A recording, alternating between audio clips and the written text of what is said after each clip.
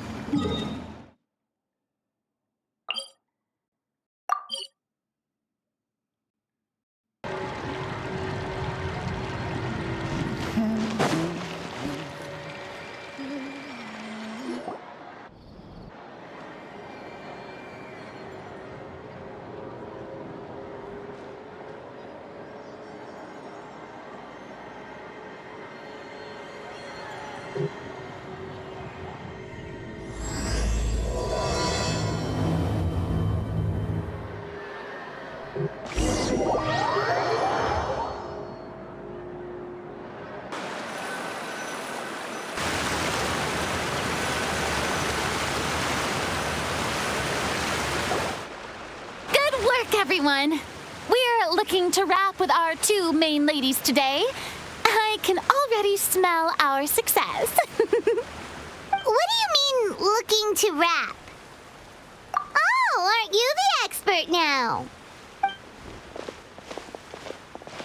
This upcoming scene is the two musketeers' final confrontation with the Baron. There will be quite a bit of action, but no choreography beyond what we've already rehearsed. Anyway, get ready. Lights, camera, action! The view is beautiful tonight. It reminds me of that fateful night 10 years ago. And now that I've said it, I can even make out the faint fragrance of herbal tea in the air. Enough, villain! It's time that you pay for the death of our mother! My dear Iris, have you forgotten your manners? How can you speak like this to your own father? I'd sooner swallow all of my teeth than call you father. What did I expect? Seems the daughters have turned out to be just as obstinate as their foolish mother. In this world, mora and status is everything. She thought she could blackmail me using her children and force me to grant her recognition and concessions? Ah, how naive can a woman be? Mother never asked a single thing of you. All she wished was for us to live a peaceful life, just like the others. It was you who personally brewed the poison of prejudice and sent Mother to her death. Compared to that deadly poison, the 2 bullets that will soon pierce through your heart will be like sweet mercy. And that's exactly why I said you're just as naive as her. Did you really think 2 muskets would be enough to defeat me? So let's see. What is stronger, mora and power, or the 2 muskets in your hands?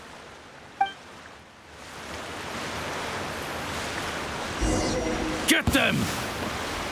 Tulip! There are too many of them! It'll be okay. We'll cover each other, Iris.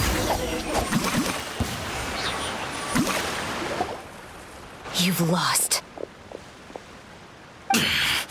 To think I'd lose to my own 2 kids. We are no children of yours, and we'll never call that place our home. Then tell me, what did you do all this for?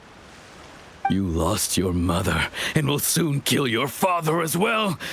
What will you gain in the end, other than sentences for your crimes? We will gain our long-awaited justice.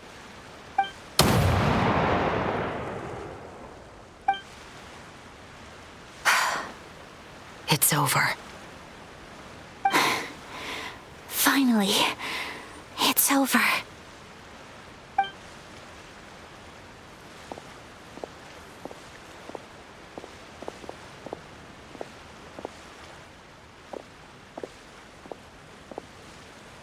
So, where will you go now, Tulip?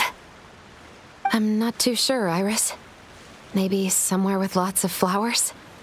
After all, Mother always did love going where the blossoms were. What about you? I want to go visit Mother's grave. Yeah, that's not a bad idea. Huh? Tulip, look! What is it? It's Mother's favorite. The rainbow rose. Look, it's blooming again. Excellent! That was beyond mesmerizing. Even I didn't expect the scene to go so well. And we got it in a single take. All right, everyone. We've got a wrap for Tulip and Iris. Congratulations, Ayaka and Chevreuse! Thank you. I didn't expect our parts to wrap so quickly. I wish I could savor the experience for just a bit longer. Paimon totally understands. Paimon's not ready to say goodbye to the clapperboard either. Filming has really been a lot of fun. You were great too, Chevreuse. The way you said, long-awaited justice. It gave Paimon chills. That is indeed my favorite line in the whole book. I still remember trying to act it out in my room the first few times I read it. Whoa, Paimon would have never guessed you're that type. Who doesn't like stories where the guilty are punished and justice prevails over evil? Don't forget, I'm the captain of the Special Security and Surveillance Patrol. Captain, I have something urgent to report. Please excuse me, everyone. I'll be back in just a moment. It's okay, don't worry about us.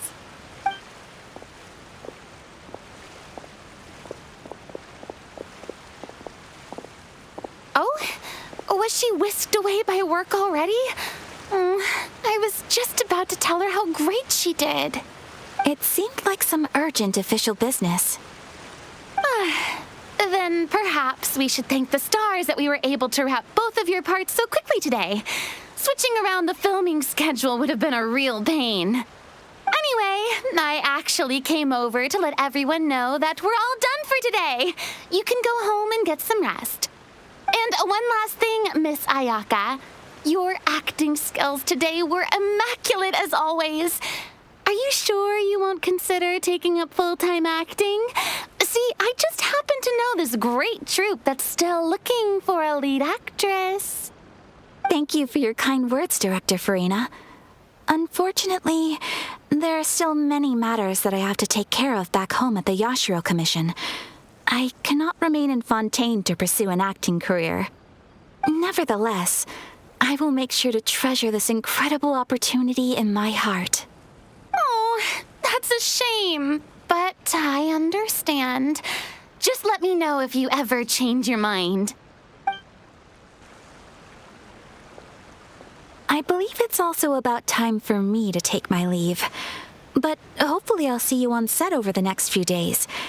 Even though my part's wrapped, I'd still like to swing by and help out the crew. See you tomorrow, Traveler in Paimon. Yep, see you tomorrow! Well, what should we do next? Maybe we'll go investigate the case some more with Chevreuse today. Traveler, Paimon, please come with me. Huh? Where are we going? You could say that our ship has finally chanced upon one of those small, remote islands of intel.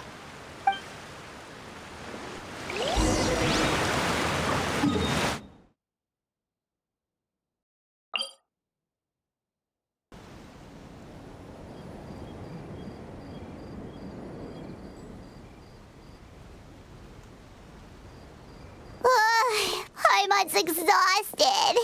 Paimon definitely didn't expect having to float this far after a full day of filming. So, Chevreuse, why did you take us here? Affirmative. It wasn't anything conclusive, but it should show us a clear way forward. Have you ever heard of someone by the name of Emily? Oh, you mean that famous perfumer? She's a good friend of mine. She's lent me her aid several times in the past to resolve some difficult cases. After I discovered the rainbow rose at the scene of the murder, I sent it to her. After all, she's probably the foremost expert on flowers and scents in all of Fontaine. And then? There was nothing remarkable about the flower or the trace amounts of soil left on it. But according to Emily, the rainbow rose left by the killer was derived from a very rare cultivar. Huh. Paimon didn't know that there were different varieties of rainbow rose. Paimon just thought they grew everywhere in the wild. Flowers that are deliberately cultivated will always show some different features from those that bloom in the wild. We already knew that the rose left at the scene belonged to a special cultivar, but with Emily's expertise, we were able to pinpoint the place where it was first picked from. Oh, Paimon gets it now. So whoever first planted that rainbow rose was probably the killer. Precisely. And after we checked what we learned against some sales records from the past, we discovered that there's only one person in all of Fontaine who could grow and sell this specific cultivar. Really? And who is it? It's the novelist. But didn't you say he had an alibi? To be clear, I haven't changed my mind about him. I still don't think he was the one who pulled the trigger. However, that doesn't mean the true culprit never visited him at his home or never purchased a rainbow rose from his garden. Whatever the case, we will have to confirm a number of things with him. So you mean the next place we need to go is... Yes, we're going to pay him a visit at his home.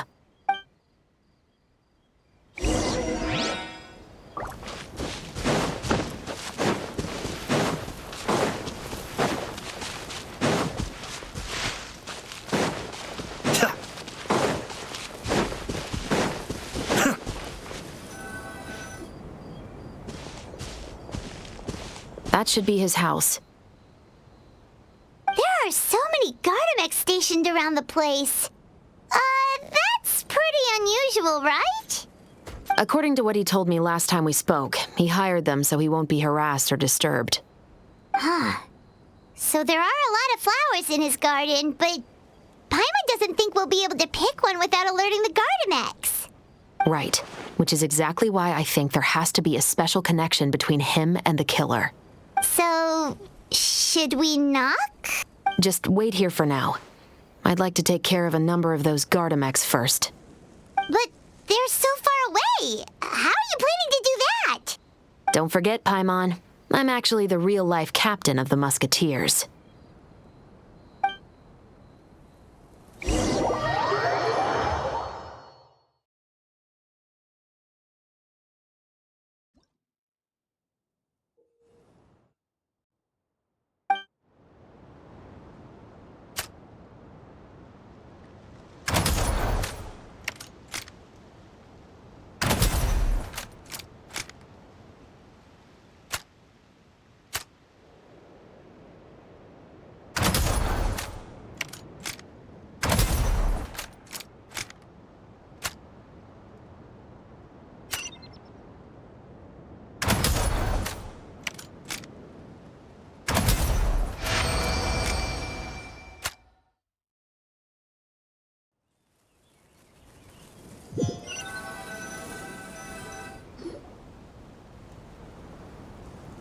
All clear.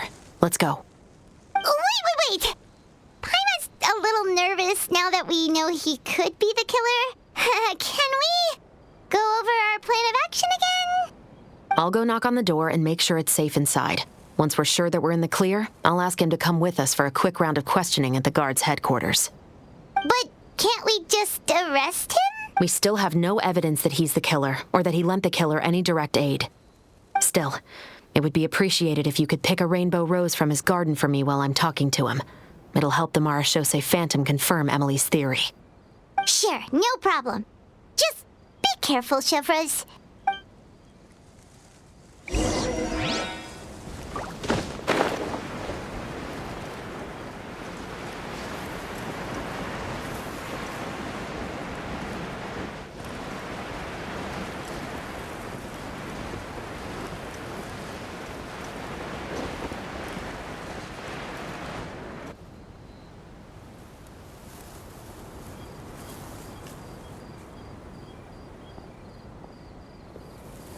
Excuse me, Mr. Baptiste, are you home? Who could it be at this hour? Oh, it's you, Officer Chevreuse. Would you mind accompanying me to the guard's headquarters, Mr. Baptiste? We would like to ask you some questions about a case. Oh, is it still regarding the murder case from before? I cannot confirm or deny that at this time. So it is then. Listen, I need you to come with me, Mr. Baptiste. Miss Chevreuse, I'll save you the trouble. Oh, and you two over there? There's no need for you to pick my flowers either.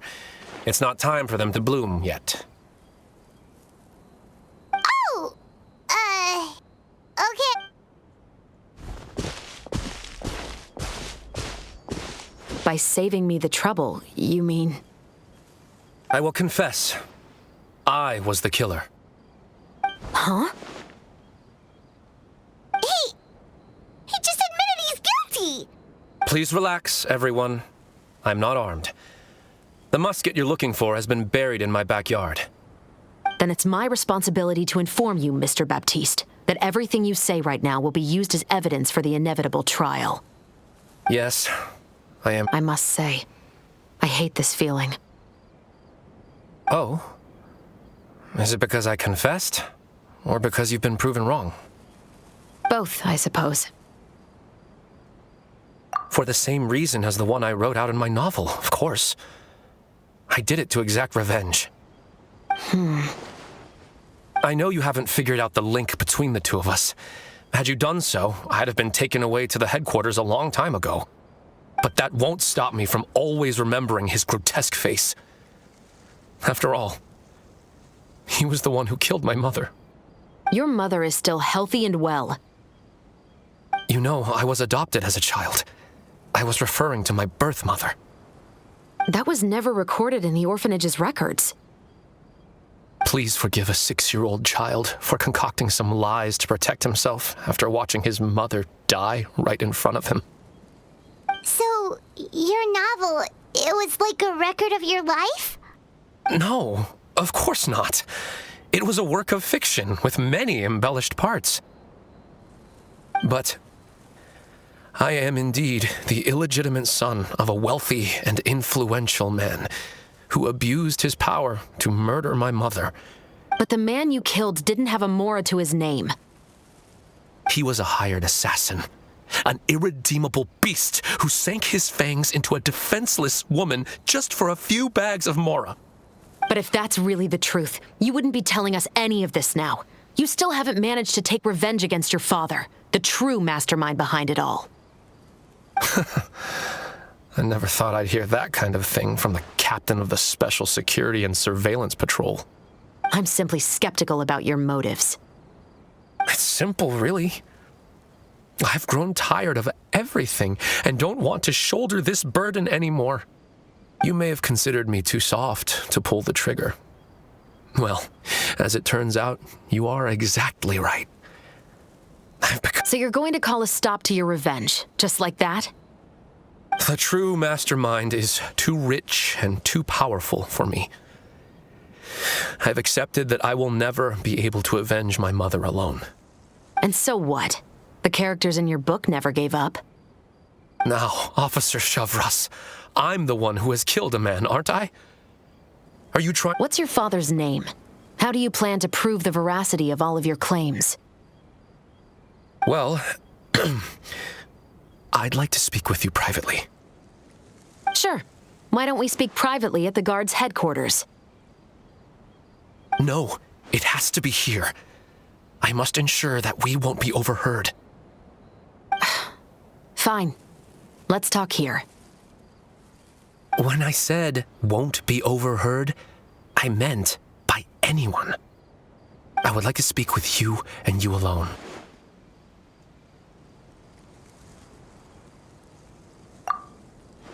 Thanks. I appreciate it. Please stay safe, Chevreuse.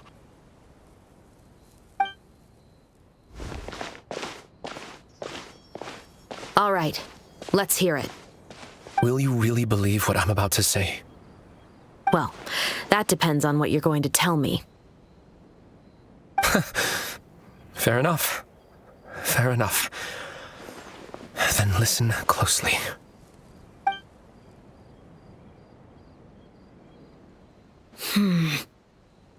So that's how it's all connected. So, it seems you believe me after all. Do you want me to go public with this? No, of course not. At least, not right now. Then why did you bother telling me? You've read my work. What do you think? Even if you were to go public with all of this right now, he'd simply deny everything. It's been too long. Almost 20 years. Anything that could be used as evidence has long faded away. Even if there might have been a solitary island of truth once upon a time, justice will never find him. Not if you don't try. I know that as the captain of the Special Security and Surveillance Patrol, you will always stand on the side of justice. But do you really think a cushy life in prison really constitutes justice for him? I bet he could lead an extremely comfortable life in the fortress of Meripede. What are you trying to say? I've been observing you from a distance. Your portrayal of the musketeer was exquisite. Pull the trigger of justice against him. Let the villain get what he deserves. You want me to let you go so you may complete your revenge? No, Officer Chevreuse. I know that would be impossible. No. What I'd like is for you to perform the deed on my behalf. Oh, Chevreuse sure is taking her time. What could they be talking about anyway? Oh, Paimon's worried. What if he decided to attack her? Oh, you do have a point. Still, do you have any idea who the rich person might be? And why the novelist doesn't want us to hear what he's saying to Chevreuse? Sorry to keep you waiting, you two. Hey, how did your talk go? I've already sent someone to escort Baptiste back to the headquarters for questioning. He wasn't lying about the musket. It was indeed buried in his backyard. But what about the name? Did he tell you the name of the rich guy? Yes, he did. But for now, I have to return to the Special Patrol. I'll probably be quite busy over the next few days, so apologies if you don't see me on set. All right, Paimon understands if you can't tell us everything you know. We'll just keep an eye on the Steambird then. Actually, there's still something else I need your help with.